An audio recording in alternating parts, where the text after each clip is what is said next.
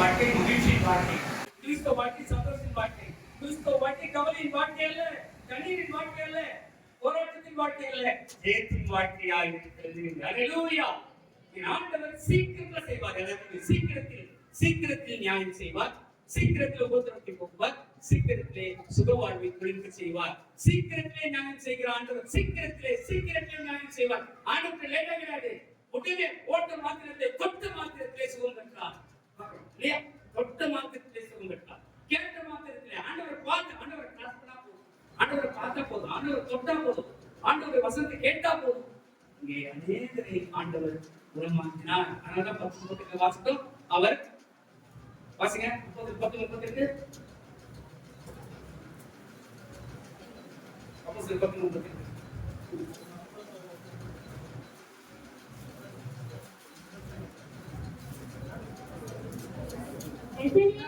நசரேயனாகிய இயேசுவை தேவன் பரிசுத்த ஆவியினாலும் வல்லமையினாலும் அபிஷேகம் பண்ணினார். தேவன் அவரோடு கூட இருந்தபடியினாலே அவர் நன்மை செய்கிறவராயும் பிசாசின் வல்லமையில் அகப்பட்ட யாவரையும் குணமாக்குகிறவராயும் சுற்றித்திரிந்தார். ஆண்டவரே உட்கார்ந்துல படுத்துட்டு என்ன பண்றா? சுற்றி திரிகிறாரா? உங்களை காப்பதற்கு, உங்களுக்கு இருக்கும் நன்மை செய்வதற்கு, உங்களை குணமாக்குவதற்கு அவர் சுற்றி திரிகிற ஆண்டவராக இருக்கிறார். இந்த நாளிலே நாமெல்லாம் எக்ஸாம் ரிசல்ட் வந்தா கூட எக்ஸாம் எழுதுறீங்க. ரிசல்ட் வந்தா கூட எக்ஸாம் எழுதுறீங்க. சரி, வந்த கூட எக்ஸாம் எழுதுறீங்க.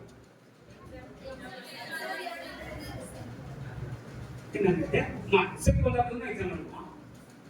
ஆனா ஆண்டவர் அப்படி சொல்லி ஒரு ரிசல்ட் கொடுத்தா கூட எக்ஸாம் எழுத சொல்றாரு. எவ்வளவு அருமையான ஆண்டவர் பாருங்க. 8-11 வருஷம் வாசிங்க. அதுதான் இந்த நாளிலே செய்தியாக வர போகிறது.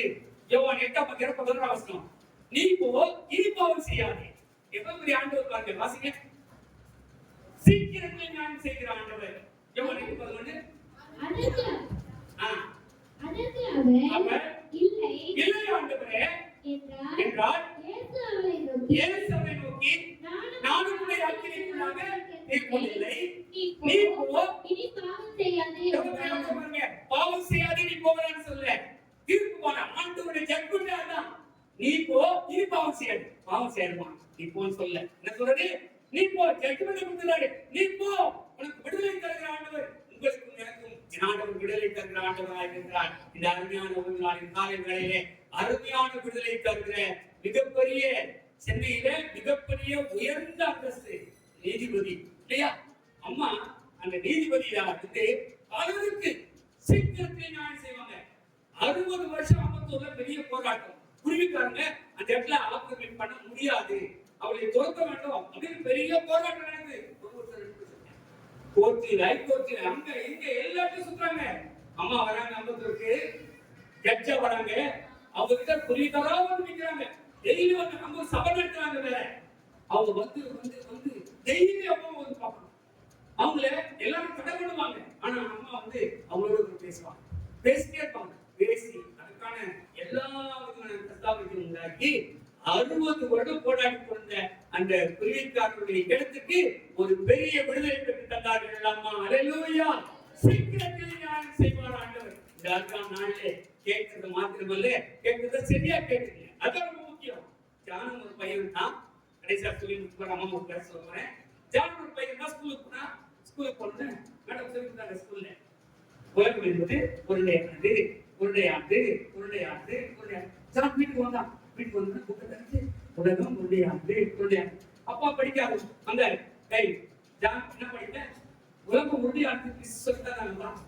ஏன்னா முட்டாள் உலகம் எங்கடா உருண்டையா இருக்கு, உலகம் தட்டையா இருக்கு, உலகம் தட்டையா இருக்கு. அப்பா படிக்கல, உலகம் தட்டையா இருக்கு, உலகம் தட்டையா இருக்கு.